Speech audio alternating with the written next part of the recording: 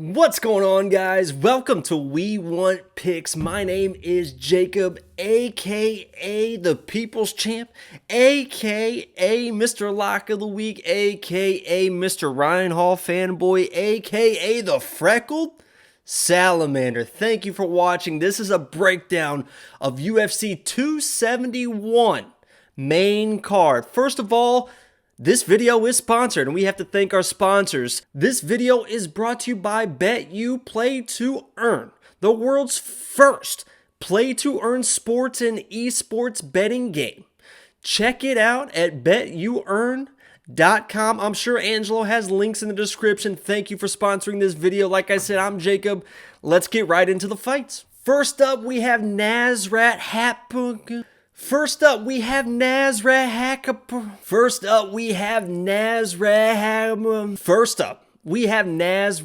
Haqparast versus Bobby King Green. And I'm going to say something right now that's going to get a little controversial.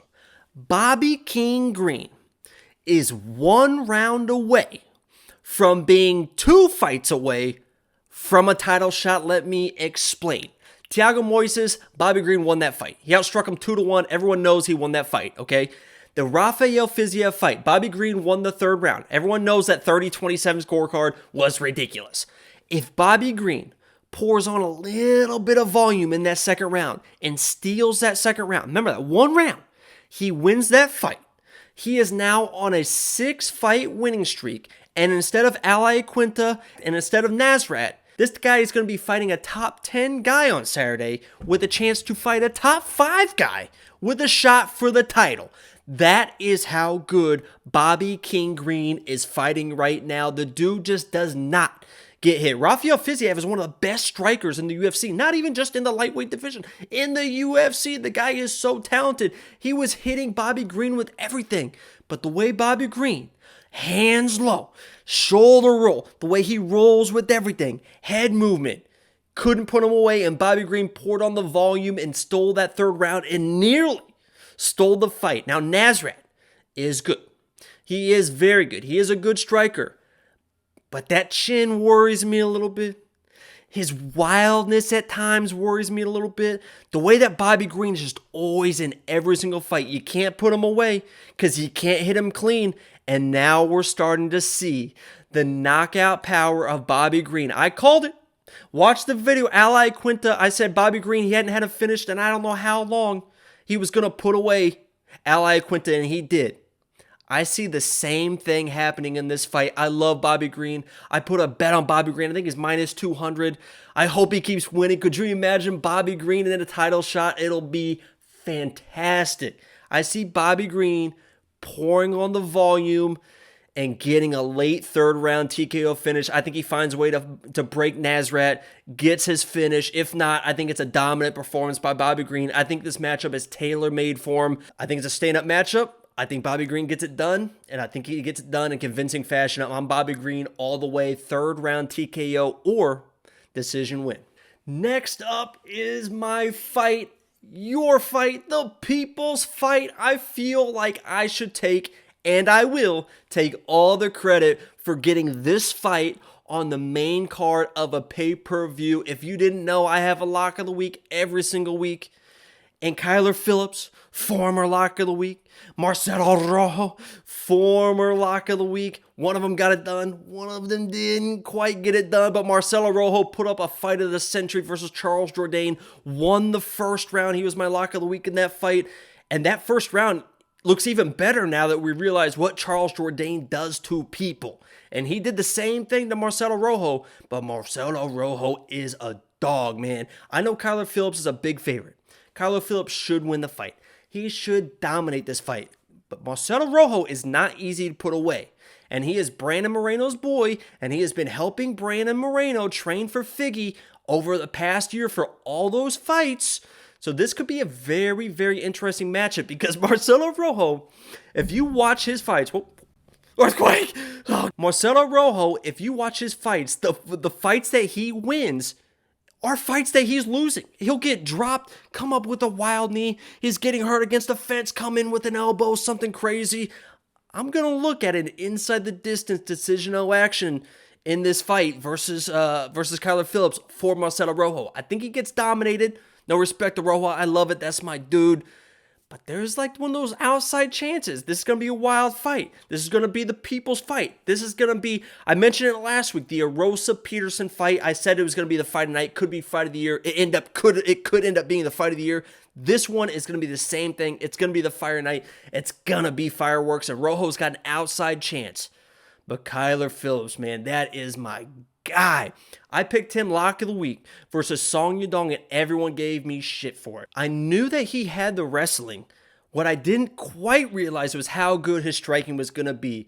I knew that he was getting better in the striking, but his striking is unreal right now. The way that he was in and out of those combinations in those fights, his footwork, his stamina. He did get a little bit tired that third round, but the way he moves around, I think it's going to be Marcelo Rojo chasing Kyler Phillips around the entire time.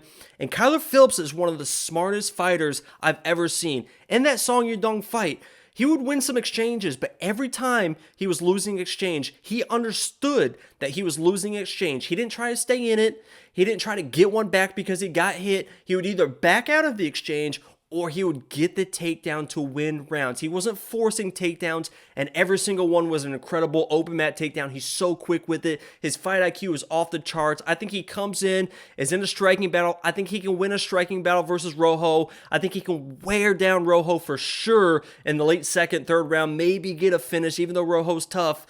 But Kyler Phillips, his fight IQ, he's a big favorite for a reason. I love him all the way in this fight. I'm going to take a little bit flyer for a Rojo finish, but Kyler Phillips is my guy. He's not going to be lock of the week this week because he's like one of the biggest favorites on the card, but I love Kyler Phillips in this matchup all the way. It's going to be fireworks, and I'm going to say a late second round finish for Kyler. I think it's fireworks, and he finds a way to break Rojo and really get after him in that second round. Next up is Jared Cannonier versus Derek Brunson, the blonde bomber. I think is his nickname now. I think he's still got the blonde hair. Derek Brunson. I'm surprised. I am surprised that Derek Brunson is the underdog in this fight. I tell you what, I understand why. Because Cannonier versus Gastelum was not taken down. Gastelum was technically 0 for 8 in takedowns versus Cannonier. So I think people are looking at this matchup and thinking, Derek Brunson, he couldn't take down Izzy, right? And he got knocked out. Gastelum couldn't take down Cannonier, so Brunson can't take down Cannonier. But if you look at those takedowns in that Gastelum fight, Gastelum was he was kind of in on some legs a couple times, in on some singles, but I don't think he was really going for those takedowns. A little bit later in the fight, there was a couple where you could tell he had a body lock and he was really trying to work him down, but I think a lot of those takedowns were a lot of feints to come up top with the striking. There was a lot of leg grabs and then try to catch him up top with the striking real quick. And you got to remember, Gastelum, he's a 170, right? He fights at 185, but he's a smaller guy. Cannonier is a former heavyweight, came down to light heavyweight, now a middleweight. I think there was a lot of those late takedowns that Gastelum had. Cannonier was able to just kind of out-muscle him when Gastelum could not get those takedowns. Derek Brunson is a different animal, man. This dude does not care about striking. He doesn't care if he's boring. I mentioned Sean Strickland is kind of like the Derek Brunson of striking, where he just knows what he does. He does it very well, and it's kind of boring, but he's going to win most times, right? Sean Strickland, jab, jab, jab, boom. Derek Brunson, takedown attempt, takedown attempt, takedown attempt. And once he gets you there, he's going to hold you. He got a little nastier with Darren Till, which is my boy, with some elbows and stuff. But Derek Brunson in this matchup, I can't believe he's an underdog with as good as his grappling abilities are. I took not really a flyer on him. I put a money line bet on him. I think he's able to get those takedowns. Even if he doesn't get them early, I think that he can survive a little bit and then start grinding on him. I think there's going to be a lot of cage action. It's going to be a lot of Cannonier just grinding against the fence, defending takedowns. I see Cannonier eventually getting tired and Brunson getting the takedown, and I think this goes to a boring decision for Brunson, but I can't believe he's an underdog, and I'm going Brunson all the way for a 3-round decision, just kind of ride him out. He could lose the first round if he can't get the takedowns, but if this goes to the second round, I think he definitely gets some third round for sure. He gets them and just grinds himself to a victory. So I'm going Derek Brunson, decision victory. Next up is Derek Lewis versus Tai Tuivasa, and this thing is going to be wild. Maybe. Because we have seen Derek Lewis just kind of stand there in the past, right? We saw the Ngannou fight. They just kind of stared at each other. We saw the Gane fight where he just kind of didn't know what to do. And he actually mentioned that fighting in Houston put a lot of pressure on him in that Gane fight. He was the people's champ. He was supposed to come in front of his home fans and knock out Gane. And he said the pressure got to him. And he admitted, I don't want to fight in Houston anymore. He said, I don't want to fight 5 rounds, and I don't want to fight in Houston anymore. Well, guess what? We're back in Houston. He's fighting Tai Tuivasa in another fight where everyone expects fireworks. Here's how this should go down. If you're Tai Tuivasa, this is how you win the fight, in my opinion. If I'm Tai Tuivasa, this is going to sound stupid. I don't throw a punch in the first round. I don't throw a punch. I don't throw a kick. I just stand there, dance around, let the crowd boo. Because you know who's going to feel that pressure? Derek Lewis is going to feel that pressure. Derek Lewis is going to hear the boos in front of his home fans, and he's going to come forward and do stupid stuff that he doesn't normally do. He's going to throw switch kicks. He might try a takedown attempt. The issue is, it's Tai Tuivasa. It is Bam Bam. He's going to come forward. He's going to bring the violence. But if you're Tai Tuivasa, man, you saw what happens when you get a little bit greedy. That's what happened to Greg Hardy. Greg Hardy clipped Tai Tuivasa a little bit, got a little greedy, and got caught.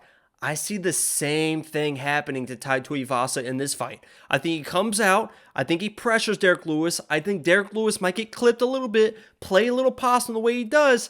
And if Tai Tuivasa tries to close that gap a little too quickly and a little too soon to chase that finish, it just takes one of those big-ass Derek Lewis hands to hit you in the face. And that's why he's the favorite in this fight. I think it ends up being a firefight early. I think it ends quick.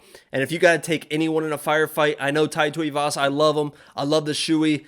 But you cannot pick against Derek Lewis in a firefight like that. It just takes one shot from him. Obviously, Ty's got power too, but Derek Lewis. Most knockouts, heavyweight history. I'm going Derek Lewis here. It might be inside of 45 seconds. I think it's an immediate firefight. If I'm Ty, I don't throw a strike. I let this extend, and I play it just like Gane, in and out. Let Derek Lewis start getting frustrated. He will take the chances in front of his home crowd. Just get out of there with the win, man. You don't have to knock this dude out. Just get out of there to win. But my official pick is Derek Lewis, first round KO.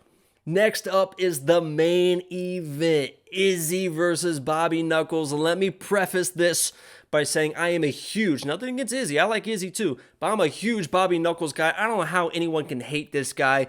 And if you look at that first matchup, right, a lot of people are talking about that first matchup. Bobby Knuckles, yeah, he got knocked out. A lot of people are saying he's got to come in. He's got to wrestle. If he doesn't wrestle, he doesn't have a chance. I think that is nonsense, man. If you watch that first fight and you watch some of those exchanges, Bobby was a little too aggressive, right? He was a little just blitz forward. He was basically just running across, throwing his combos with the head kick finisher. But he was landing some shots. And I think if there's anyone in this division, besides Alex Pereira, right? We know what's coming in Alex Pereira, the kickboxing experience. But if there is anyone in this division that can go toe-to-toe striking with Izzy, I think it really is Bobby Knuckles. Does he need to get the takedowns? In my opinion, I don't think he does. I think he's setting Izzy up to think about the takedown. I think he comes in, feint the takedown. And I think he's going to have a lot of combos off those feints. It's going to be a lot of jump for the leg and come up top. He's going to have some stuff ready for Izzy. He's going to have Izzy on his back foot. I think the key to this fight is this. Listen, if it goes 5 rounds, if it extends, if this thing goes long, nobody in the world is going to beat Izzy in a 5-round kickboxing matchup. Obviously, if this goes 5 rounds, if Izzy ends up getting taken down and it goes 5 rounds, that's different. But if this is a striking match, nobody's going to beat Izzy in a 5-round fight. So if you're Bobby Knuckles, I go into this fight thinking it is a 2.5 to 3-round fight. And by that I mean Bobby needs to come out and do the same thing he did in the first fight, but mix in some of those feints, right? The first fight, he came in, he blitzed forward, and all the combos were up top. It was boom, boom, boom with the head kick, boom, boom, boom with the head kick, and there was no threat. You've already talked about the takedowns. Izzy's talked about the takedowns. I think you blitz forward, feint some takedowns, come up with some heavy shots, but I think you got to go all in first and second round, blow your load, and try to get this dude out of here. Because if this starts turning clean, if this starts extending, Izzy's going to get comfortable, he's going to find his range, and he's going to pick you apart. I think you got to blitz him early. I think you got to get on top of him. If you can get the takedowns, great. I don't think that Bobby needs them. This is not like a very strong pick. I'm not super confident in it, but my official pick for UFC 271, Bobby Knuckles versus Izzy, is Bobby Knuckles' second round KO, TKO. I think he finds a way to blitz him. He's got the striking abilities. Even if he can't get the takedowns, I think that he's good enough to get it done on the feet, but he's got to get it done early. If this thing gets past the third round and there had many takedowns, this is going to be Izzy all the way. But Bobby knows, and I think he knew that in the first fight too, is why he was blitzing forward. Get in there, get nasty, throw your bombs, trust your techniques, and get this job done, baby. Bobby Knuckles all the way. Thanks again for watching, guys. If you guys enjoyed the video, please let Angelo know.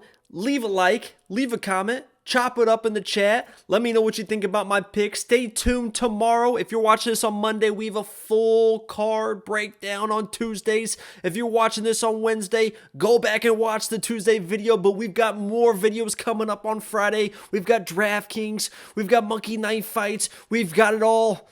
And Saturday, we've got a live stream before the fights. Check us out around noon, maybe around 1 Eastern. We'll be live. Me and Angelo will talk fights with you guys in the chat. Thanks again for watching, guys. My name's Jacob. This is We Want Picks. Subscribe, like, do what you guys do. I appreciate it.